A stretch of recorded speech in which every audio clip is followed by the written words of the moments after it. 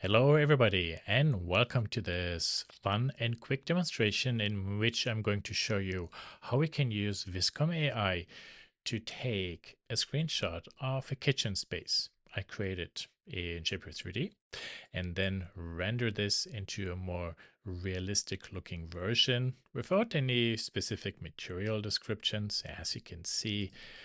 Then using a materials board I created in Affinity Studio, which by the way is free now. Bye bye Adobe.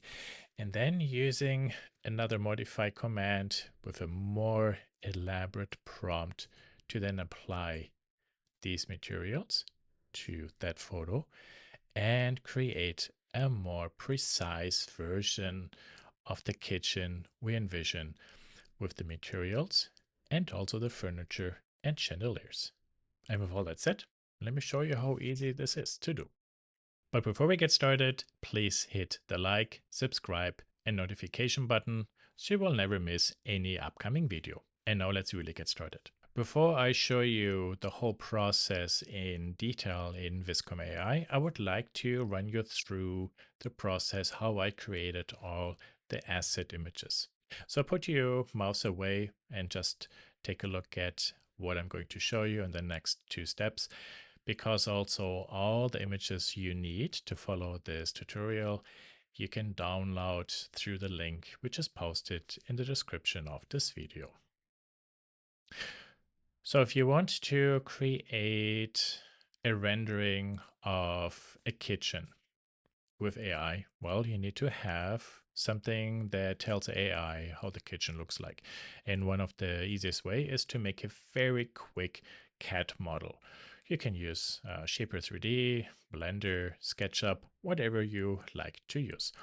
And you see here, this is an extremely brutish design. If I move actually this draw away, you see this is just a cube. Then this is just a cube. There's no fine modeling, there's nothing inside, but all these hard edges is actually what later will help the AI to understand not only the perspective, but also where in this case the individual kind of like doors for the cabinets are and so forth. For those who are interested in this, let's say you meet with a client and very quickly you have to make such a concept model. You can use Scaniverse on an iPhone or also on an Android phone and then very quickly create a scan. And this is kind of like really material of the nightmare for people who want to model very precisely, but it's actually sufficient to quickly understand where are individual elements, now hanging drawers, cabinets, kitchen island, and so forth. So this scan then I used to create a new set of sketches for the walls, the windows, the kitchen island, the sink, faucet, and then of course, as you can see here, the nice array of different cabinets for the wall.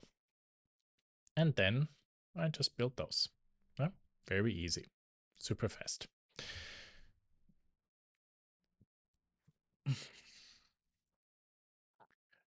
To then create a screenshot, you only want to screenshot the edges of your model.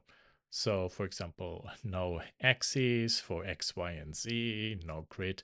And in Shaper 3D, one of the easiest way now to do is we can simply go to File, Export, and then we open the screenshot tool.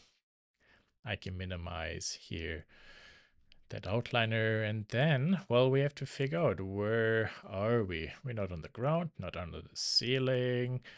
We can go in a little bit, but then we're cropping too much. We can also play with the camera, switching between tele, nearly orthographic to ultra wide for the lens. So maybe something like 50 feels good. And yeah, let's zoom in a little bit. You don't necessarily want to from the top look down, because you can see left and right these edges then start to kind of like rotate to the outside. We want lines ideally vertical.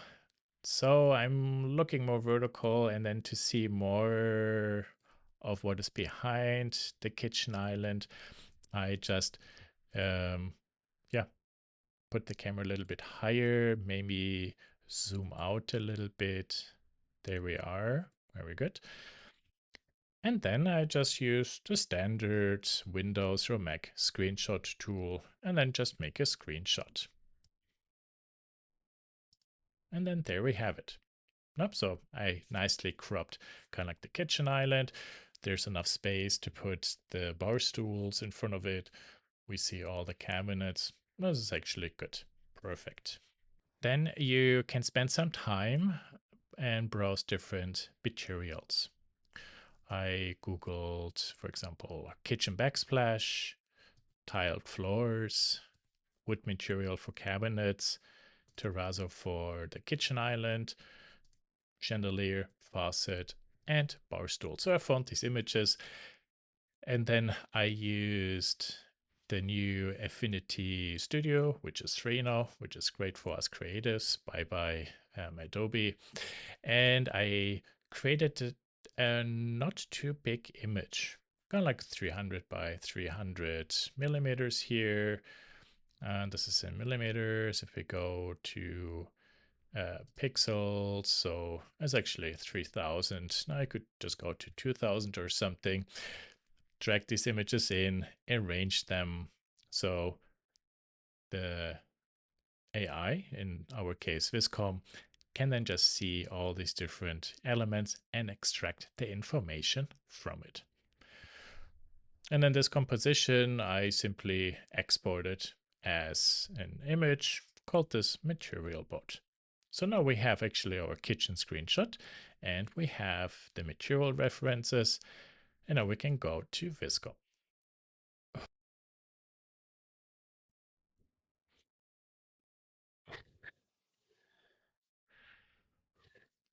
So in Vizcom, this is now where the fun starts. We will upload our images. I'm inside the workbench, so not inside the studio. There we are. We have our material reference and we have our kitchen. And the magic tool we want to use is modify. So we could already drag the material board into the modify. Then we want to say a modern kitchen, for example. And then we can drag the kitchen screenshot as the last piece into the modify command. The order is really important. You see these two images have different formats. This is the image we want these to apply to. So what you want to apply comes first to the target you apply everything to. So we have a very simple prompt. And then if we hit render, we can see what we'll get.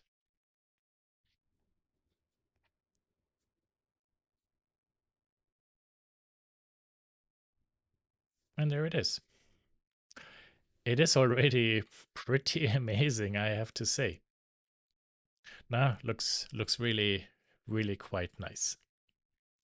We're also using the screenshot raw, and you can see it captured everything.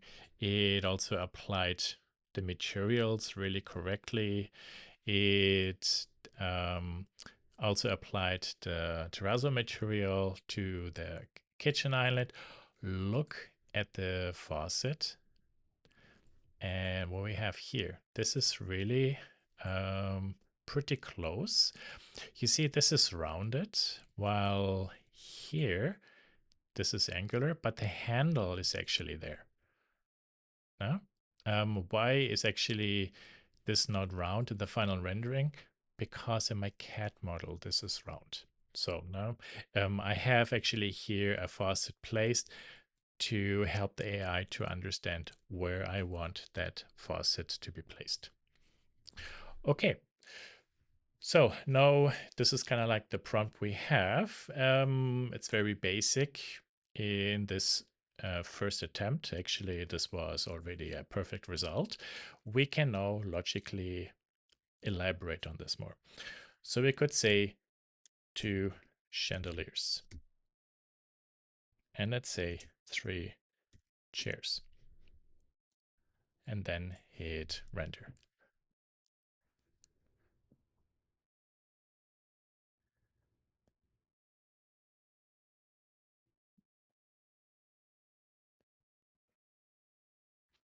And there we have it. You see, we have two chandeliers, one extra chair sneaked in. Plus, now these things can happen sometimes, so we might have to just simply delete this one, and then we just can re-render one. This is one of the downsides actually of the AI. Sometimes you have a misunderstanding between what you give the AI and write what you want and what it produces. But you saw the time it only took, that wasn't really that long. So let's actually take this image and we're going to create a nice rendering of this. Let's say a modern kitchen during sunrise. So instead of using this really depressing looking grayscale screenshot, we are going to create a more atmospheric image. For example, like this. And then that we could use to apply something. I will bring this one down here. I will make a new modify. I will just copy everything out. So this goes to there, this goes to there, paste this prompt in, and let's hit render and then see what we get.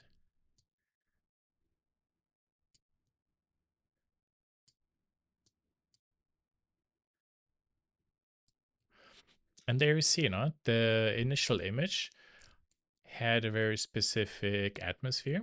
We created this kind of like during the sunrise time, and then the AI put everything in. And by the way, look at this, two chandeliers, there we are, and three chairs. Okay, but this time it forgot to uh, colorize all the wood cabinets.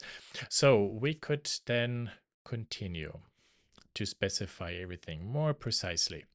So wood cabinets and uh,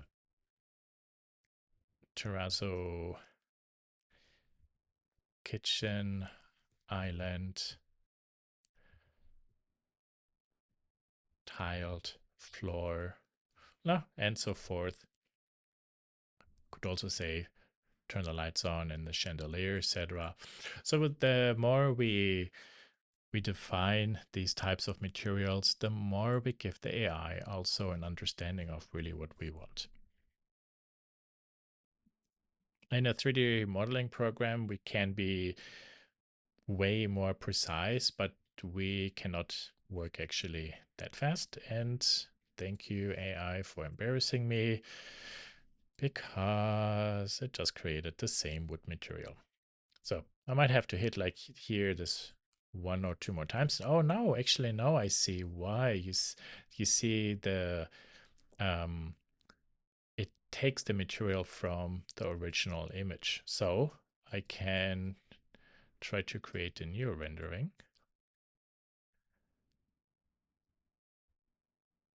And let's give this a moment. It does the same. Um, maybe kitchen island, wood cabinets. There we are.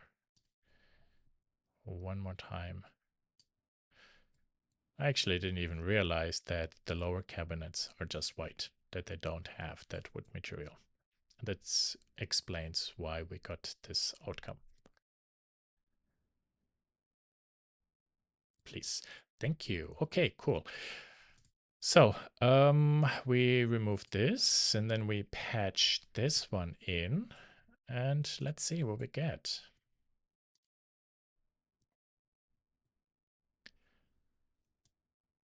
I'm going to reorganize everything a little bit. This is very often how I work. It's kind of like a flow chart. So I know how I created specific images. And oh, look at this. There. This is beautiful. All the cabinets have the wood. We have the backsplash. The work surfaces are all terrazzo. The scale is too big. Again, this is like a downside of the AI. This might be solved in future versions of it. And this is something, again, when we go into 3D rendering and texturing and a 3D program, we have more control over it. But nobody can create such a rendering in just a matter of few seconds. Very good. That's it. That's actually what I wanted to show. From a very boring screenshot and a quick material preview into how that space could look like in a matter of minutes.